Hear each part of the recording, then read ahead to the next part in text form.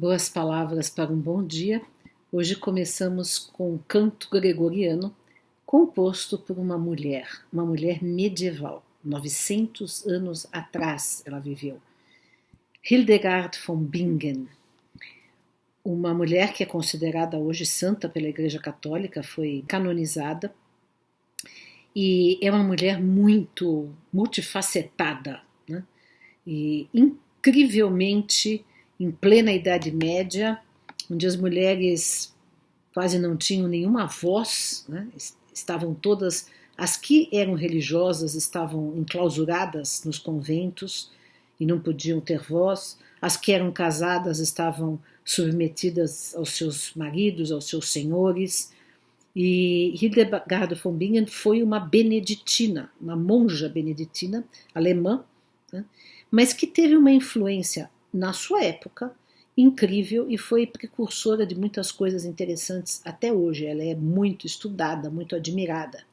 Primeiro, ela era música, ela era compositora de cantos gregorianos. Vocês viram aí, só posso passar 10 segundos, mas tem de monte, em qualquer lugar que vocês procurem, no YouTube, no Spotify, tem muitas coisas da Hildegard von Bingen.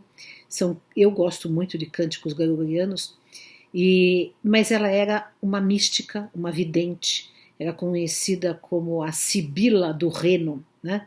Porque ela era uma profetisa, né? Fazia previsões, era curadora, mexia com medicina natural, né? Quer dizer, tem até hoje, aí tem muita coisa que ela escreveu e que até hoje está publicado em várias línguas, tem até em português muitas coisas. Por exemplo, um tratado de medicina natural, ela estudava as ervas, né, que curavam.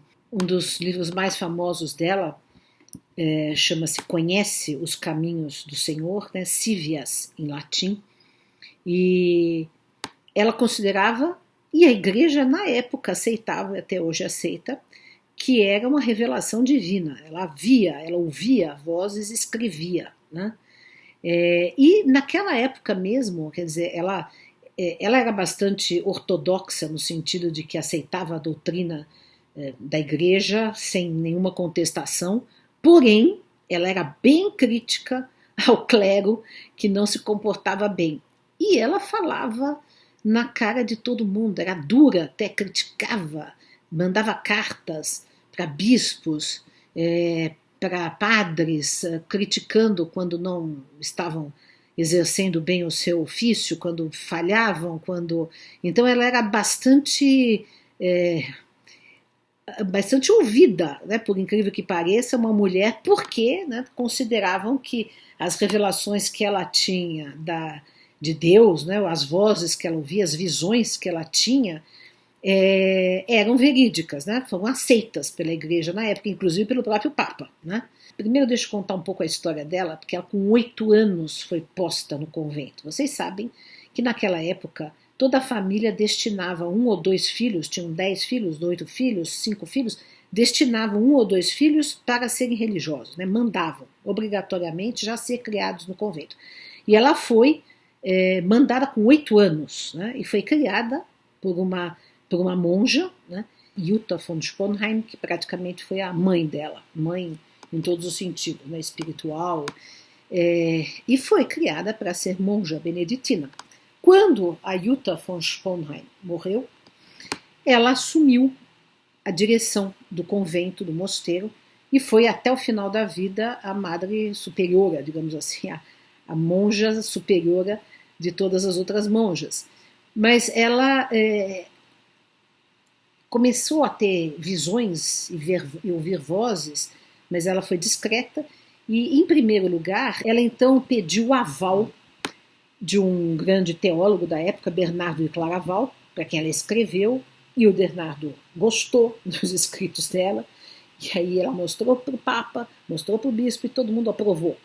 Porque ela estava dentro da ortodoxia católica, tanto que ela apoiou Bernardo de Claraval contra os cátaros, né, que eram considerados hereges na época e foram perseguidos pela igreja. Ela não fez parte da perseguição, porque ela não tinha poder para isso, mas teoricamente ela apoiou, né, a ortodoxia católica.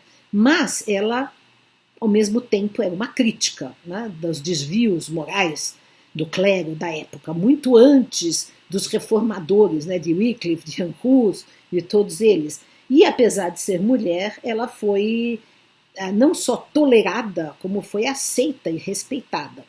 Ela também fez peças de teatro, além de muitas músicas, e ela, mais do que isso, ela viajou, o que era uma coisa fora do contexto total, porque mulheres não viajavam e muito menos pregavam, né? Ela viajava para pregar, para fazer sermões, né?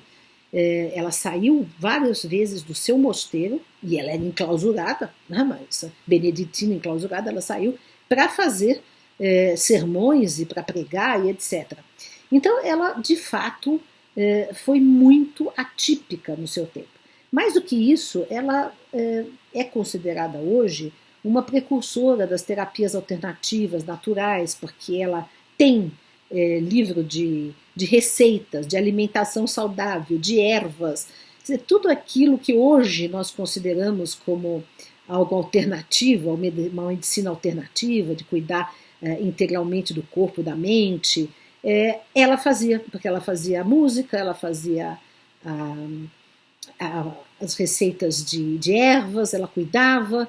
Então é uma personagem muito interessante, muito atípica no seu tempo, ao mesmo tempo, né, simultaneamente, ela não foi uma revolucionária no sentido de contestar, como depois, ou como no próprio tempo dela e outros depois, contestariam, né, a própria estrutura da Igreja Católica. Ela totalmente dentro da concepção da época, né, católica, ortodoxa. E outra coisa que nos é chocante hoje, né, ela se achava diretamente inspirada por Deus, né? Ou seja, as visões que ela tinha, as profecias que ela fazia, os livros que ela escrevia, segundo a concepção dela, eram diretamente inspirados por Deus, né? E as pessoas da sua época aceitaram isso. Havia um monge beneditino, Volmar, que acompanhava, que escrevia tudo, porque ela ditava muitas coisas, mas ela sabia escrever, sabia ler, o que na época já era algo muito fora do comum, uma mulher saber ler, escrever, saber latim, né? Porque nessa época já o latim, lá pelo ano 1100, 1200, o latim já era algo apenas de poucas pessoas instruídas, a maioria só sabia a linguagem popular, que ainda não tinha se tornado alemão, que ainda não tinha se tornado italiano, mas ela sabia o latim. Então ela teve uma instrução, ela lia, tinha uma biblioteca, o que era também raríssimo, né? Nós estamos falando, gente, do ano 1100, né? Estamos aí na Idade Média, que ainda estava começando as primeiros embriões das universidades, né? E depois, já no 1200, já vamos ter mais universidades, inclusive na Alemanha também, né? Na França, na Itália, etc. Mas nesse caso ela não estudou em universidade nenhuma, né? Foi autodidata e se considerava também inspirada divinamente. Então, vocês veem, eu estou querendo mostrar para vocês que mesmo nas épocas mais adversas, em que as mulheres eram mais caladas, mais silenciadas, mais omitidas, ainda assim houve mulheres que se destacaram e resistiram em relação a toda a opressão reinante. Houve muitas outras mulheres medievais, né? Há um livro que fala de mulheres medievais, que está aí na internet, inclusive eu vou colocar o link aqui embaixo para vocês, que está gratuito, e ele fala de várias mulheres da Idade Média que se destacaram. Mas a Hildegard von Bingen realmente é extraordinária pela multiplicidade da sua ação, pelos seus múltiplos talentos e pela força moral que ela teve diante do clero, diante do papa, diante dos nobres, diante dos reis, né? E isso é muito interessante.